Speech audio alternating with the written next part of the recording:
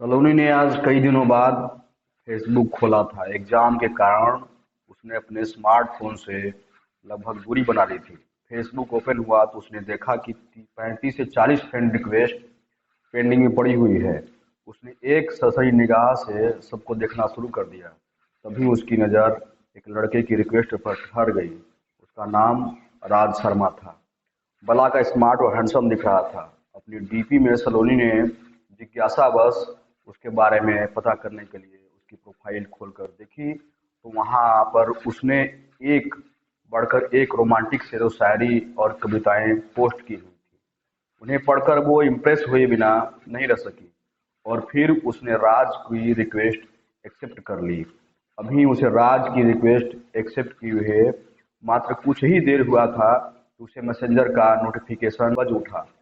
उसने चेक किया तो वो राज का मैसेज था। उसने खोला, देखा तो उसमें राज ने लिखा था, थैंक यू वेरी मच। वो समझ तो गई थी कि वो क्यों थैंक्स कर रहा है। फिर भी उसने मजे लेने के लिए उसने रिप्लाई करा, थैंक्स किस लिए। इधर तो तुरंत जवाब आया, मेरी रिक्वेस्ट एक्सेप्ट करने के लिए। सलोनी ने कोई जवाब नहीं दिया, बस एक स्माइली वाली स्टिकर पोस्ट कर दिया और फिर मैसेंजर बंद कर दिया। वो नहीं चाहती थी कि एक ही दिन में किसी अनजान से ज़्यादा खुल जाए और फिर वो घर के कामों में व्यस्त हो गई। अगले दिन उसने अपना फेसबुक खोला तो उसे राज के मैसेज नजर आए। राज ने उसे कई रोमांटिक कविताएं लिख भेजी थी। उन्हें पढ़कर उसे बड़ा अच्छा लगने लगा। उसने जवाब में फिर से स्माइली वाला स्टिकर सेंड कर दिया। थोड़ी ही देर में राज का रिप्लाई आ गया। वो उससे उसके हॉबीज के बारे में पूछ रहा था। उसने राज को अपना संक्षिप्त परिचय दे दिया। उसका परिचय जानने के बाद राज ने भी उसे अपने बारे में बताया कि वो कर रहा और जल्दी ही उसकी जॉब लग जाएगी। और फिर इस तरह से दोनों के बीच चैटिंग का सिलसिला भी शुरू हो गया। सलोनी को अब उसके मैसेज का इंतजार रहने लगा था। जिस दिन उसकी राज से बात नहीं हो पाती थी तो उसे लगता जैसे कुछ अधूरापन सा है। राज उसकी जिंदगी का आदत बनता जा रहा था। राज रात फिर सलोनी ने राज से चैटिंग कर रही थी। इधर उधर की बात होने के बाद राज ने सलोनी से कहा, यार हम सब तक यूं ही मिलते रहेंगे, फेसबुक पर बातें करते रहेंगे। यार मैं तुमसे मिलना चाहता हूँ, प्लीज कल मिलने का प्रोग्राम बनाओ। सलोनी खुद भी उसके साथ मिलना चाहती थी, उससे बातें करना चाहती थी। एक तरह से उसने उसके दिल की बात ही कह दी थी। लेकिन पता नहीं क्यों वो उससे मिलने से डर रही थी। शायद अनजान होने का डर था। वो सलोनी ने यही बात राज से कह दी, अरे यार इसलिए तो कह रहा हूँ कि हमें मिलना चाहिए। जब हम मिलेंगे तभी तो एक दूसरे को जानेंगे, परखेंगे, सोचेंगे और समझेंगे।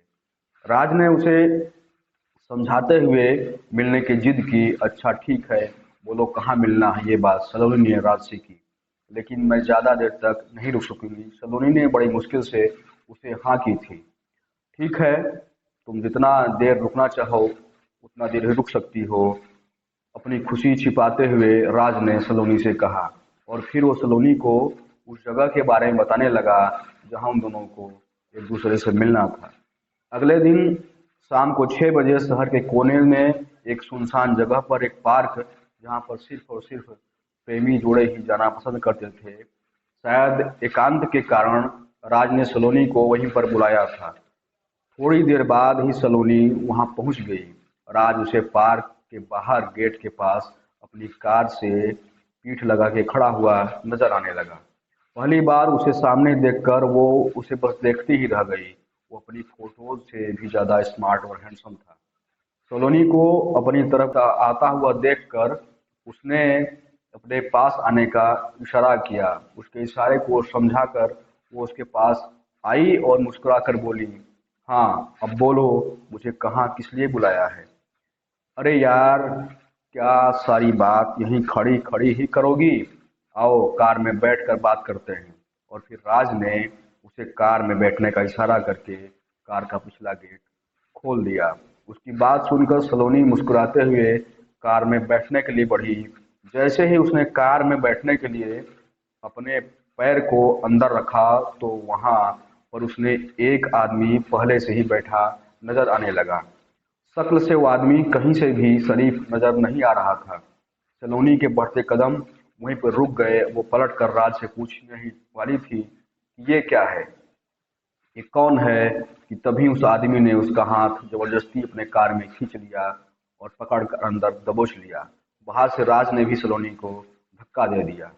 ये सब कुछ इतना तेजी से हुआ कि वो संभल भी नहीं पाई और फिर अंदर बैठे आदमी ने उसका मुंह कसकर बंद कर लिया और दबोच लिया, अपने आगोश में कर लिया, ताकि वो चीख भी ना पाए। और उसके हाथों को राज ने पीछे से पकड़ लिया था।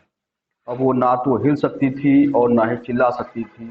और तभी कार से दूर खड़ा एक आदमी कार में आके ड्राइविंग सीट पर बैठ गया और कार स्टार्ट करके तेजी से आगे बढ़ा दी। और पीछे बैठा आदमी, जिसने सलोनी का मुंह दबाकर रखा हुआ था, हंसते हुए बोला कुछ कुटिल अंदाज में, वाह क्या चाल चली राज तुमने, आज तो मजा ही आ गया, कितना जबरदस्त माल पे हाथ साफ किया है। शबनम बानो, जो उस क्षेत्र के इलाके की एक वेश्यावृत्ति करने वाली धंधे वाली थी, शबनम बानो उसी का नाम था। उसी का नाम लेते हुए उसने कहा कि आज कितनी खुश होगी और इस लड़की के बदले हम लोगों को कितना सारा रुपया देगी। उसकी बात सुनकर राज मुंह ऊपर उठाकर ठहाके लगाकर हंसने लगा। ऐसा लग रहा था जैसे कोई भेड़िया, कोई दरिंदा अपने पंजे में शिकार को दबोच कर बिल्कुल निर्ममता और निर्दयता से हंस रहा हो। शहर में तेजी से कार आगे बढ़ रही थी। जहाँ पे जिस फरोशी का धंधा तेजी से होता है, उधर ही कार आगे बढ़ती जा रही थी। ये कोई कहानी नहीं बल्कि सच्चाई है छत्तीसगढ़ की सलोनी की, जो मुंबई से छुड़ाई गई है।